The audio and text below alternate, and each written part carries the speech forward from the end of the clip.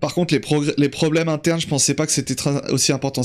J'ai pas fait forcément attention à la partie de la conf sur ces problèmes-là, mais les problèmes en interne, ils sont sous-estimés par la plupart des par la plupart des supporters de l'OM. Je dis ça comme si j'y étais. J'y suis pas, mais j'entends beaucoup de choses sur ce qui se passe en interne. Et sans rien trahir, enfin, vraiment, vous imaginez pas, enfin, vous l'imaginez quand même, enfin, vous avez pas oublié que il y a 3 semaines, 4 semaines, l'OM est parti en Italie pour préparer des matchs. Quand on vient à prendre cette décision, personne n'est débile dans la direction sportive. Ils s'amusent pas quand ils font ça. S'ils font ça, c'est qu'il y a un besoin de faire ça. Donc, ils sont allés jusqu'à quitter la commanderie pendant 2 semaines.